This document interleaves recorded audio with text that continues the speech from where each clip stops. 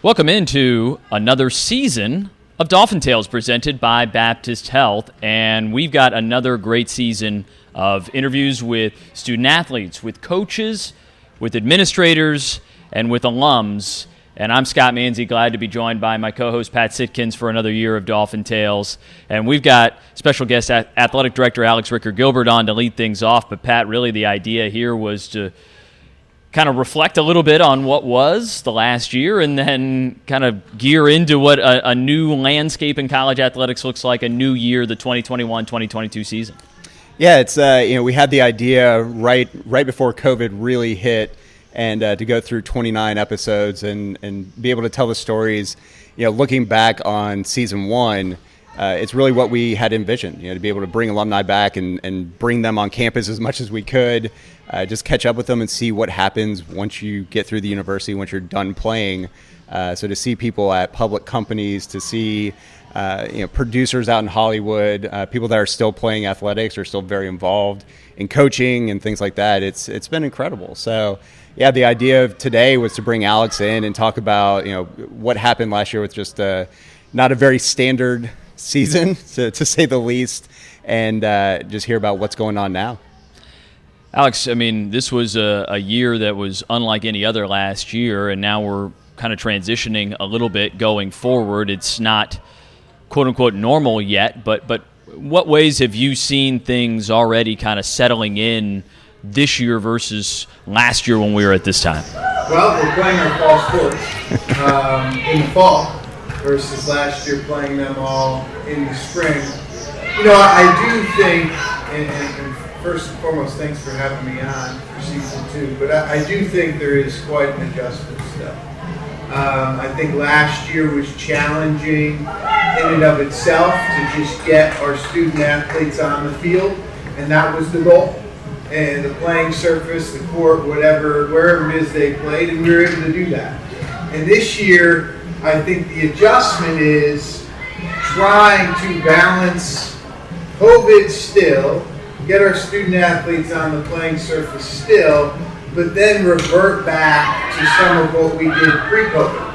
And that has been a challenge and an adjustment. I congratulate our staff, our media relations staff, our athletic training staff, our strength and conditioning, our support staff has been extraordinary because the demands are a little bit greater. It's not just focused on getting our kids back on the playing surface. It's that and then some. And so we are working towards being whole again. I think the other piece of this is that the industry has been challenged to keep personnel.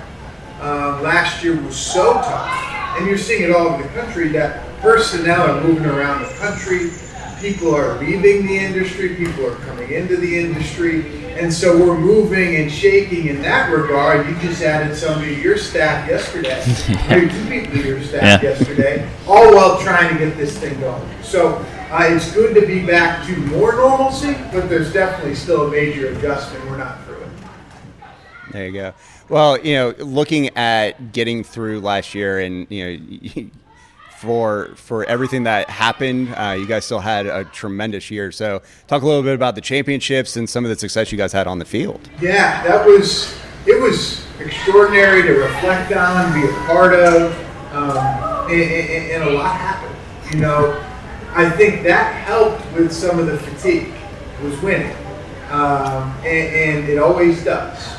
But in the spring, when we got everybody rolling, all of our sports were playing at once, and we did a really good job of, first and foremost, doing as much as we could to not get too many interruptions. But there was a bevy of success. I'll highlight a few of our championship runs and individuals that made NCAA championships. From track and field, you had 2 student athletes, Christy and Aja, make it all the way to the national championships after finishing well in the regionals. You had Michael Sikane win the Tallahassee Regional in men's golf, beat the #1 amateur in the world, I believe, Scott, by 5 strokes. You had women's lacrosse with a historic run, first team to make it to a Sweet 16 at JU since the 1970 men's basketball run. You had men's soccer make it to the NCAA tournament and win the league for the first time since 2008. And then maybe the most unique and wild run was with baseball. After having a really challenging regular season most of the way, 0-13 through April, I think 1-13 in the league. Something clicked. I think Manze said something to him, got him going. Started winning a couple, and we won the thing. And it was incredible. And so, a lot of credit again to our student athletes, but all the support around them. Athletic training had a heck of a year in ensuring our student athletes could be out there. Sports performance, media relations was at everything. Katie and Duncan were everywhere at all times. Of course, our academic support, making sure these young men and women were doing what they needed to do. So it was a team lift, it was a group lift, something that was memorable. It's a route I never want to go again, but I wouldn't change it for anything. Looking forward, still in a sense of evolving through all of this still, but there are some exciting projects, some of which were delayed slightly due to the last year, but some that are gearing up now that we're seeing here on this campus, most notably the basketball performance facility, which is nearing completion now. But it does feel like there's some positive momentum really kind of gearing up around things happening here on campus at JU again. Yeah, absolutely. And through it all, the president, board of trustees have been extraordinary in our support of athletics. I mean, in the middle of the pandemic, we completely redid the weight room in the athletic training room. We added 2,500 square feet. You just don't see that. And with the space limitations, it was huge to have that extra space. And so you mentioned the basketball practice facility. We've been talking about that building since I've been here. This is my 8th year since you've been here, probably since Pat was in college. And now it's coming to fruition. It's really exciting. Again, the support of our donors and our president's going to open in later this winter. We've got a few things to work through on the life safety front with it. We're building a road right outside of it, which is causing a little bit of delay so emergency access vehicles can get in there. But the building in and of itself is going to be done early December. And so we're hoping to get in there around that time frame. And it's obviously going to be extraordinary for those two programs. It has a weight room, it's got obviously the courts, it's got offices, it's a one-stop shop. More than anything, we're probably the only Division I program in the country with one floor on our campus. And 4 teams share that floor: men's and women's basketball, women's volleyball, and cheer and dance. And so this opens things up. It allows more scheduling opportunity. It allows our men and women to really hone their craft whatever they want, 24/7. And then in the summertime, we can actually run summer camps, which invites the community to campus. We can have events, we can drive some revenue, and so it's going to benefit us more than us just dribbling and shooting. It's going to do a lot for us. Another big project, we replaced the turf this summer, which is a huge lift for our lacrosse programs and for other programs to be able to condition there. That turf was out of date. And so we were happy to replace it with lacrosse-only lines and continue our path to be the lacrosse capital of the South. Pat, if you haven't seen that yet, by the way, you need to make a pit stop on the way out of here and check out how bright green that new turf is. I saw Alex posting about it, and when I drove in, I saw him out there, so I stopped real quick to give it a quick pick. But, yeah, I mean, it's something that we've talked about several times in pretty much every interview, probably on the alumni side at least, of just when you come back on campus and you see the difference in the facilities and the fields and the courts and all that different stuff. So you can see very visibly the advancement of the athletic department overall. But then on the other side of that, you made some pretty big moves last year from a personnel standpoint as well. So talk about some of the people you brought in and some of the big hires that you made. Yeah, I think the one there's two that probably get the most notoriety, and the first one being hiring our head men's basketball coach, Jordan. And the season is 3 weeks away. I think that's right, Scott. Yeah. 3 weeks away from our regular season. And Jordan's impact was felt immediately.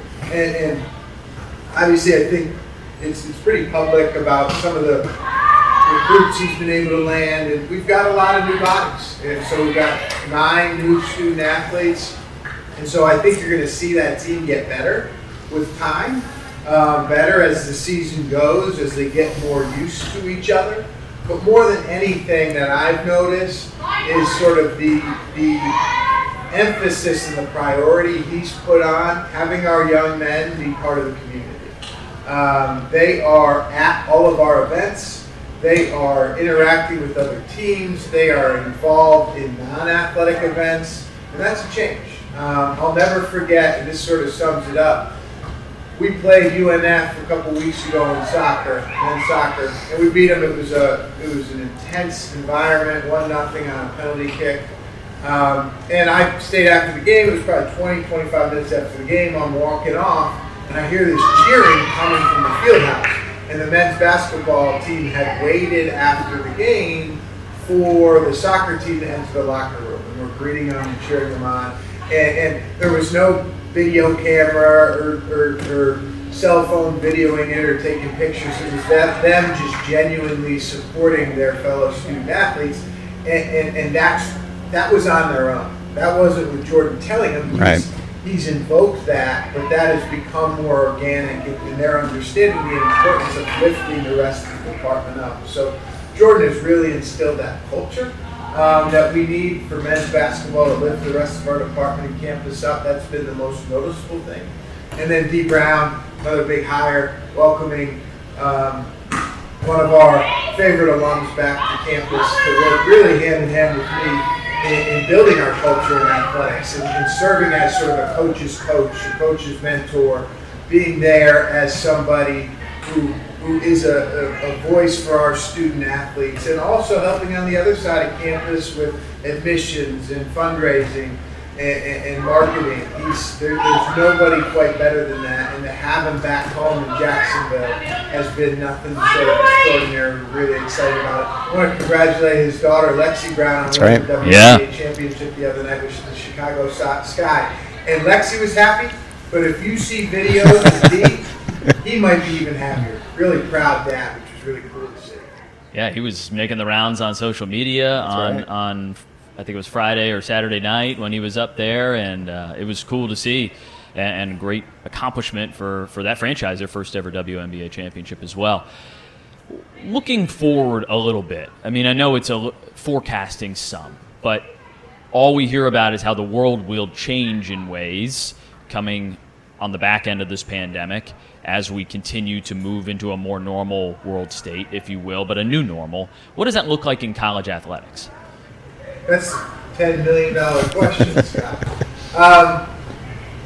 Gosh, I think we've got a time limit, so I'll try to be efficient with my words.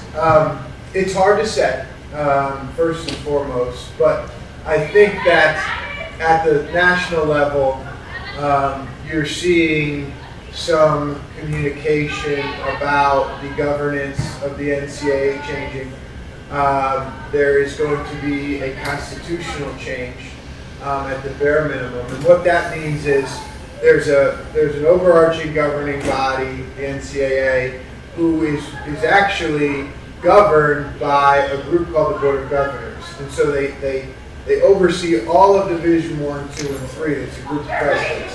And Division 1 looks a whole lot different from Division 3, and so trying to fit all of that under one umbrella is really challenging.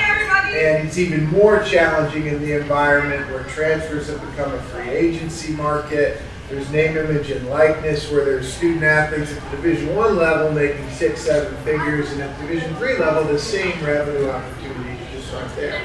And so it's a completely different landscape, and to try to govern it under one organization or one body's not going to work. And so the first change I think you'll see this winter is a change to the Constitution in which Division 1, 2, and 3 is no longer under the Board of Governors. There'll be a Board of Directors at the Division 1 level, 2 level, and 3 level. So then Division 1 can sort of determine what it needs to do, how it needs to operate. Does football need to be sort of carved out of the structure? Does the revenue distribution need to change at all? And those questions are unanswered right now. Are there too many rules? I'll answer that for you, yes. And how do you make the rule book more efficient? How do you declutter some of what we're doing?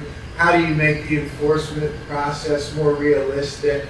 And so that's all out there. And with that, that'll all change sort of conference structure, how institutions operate, and so it's a little bit of wait and see, but we have to try to project a little bit with where the industry is going so we can set ourselves up and have a little bit of head start on this change. Well, we crammed a lot in a short period of time there, but I appreciate you always taking the time, Alex, and getting us started here in Season 2. Pat, looking forward to many more great conversations as we catch up with alums, players, coaches, admin going forward on this Season 2 of Dolphin Tales presented by Baptist Health.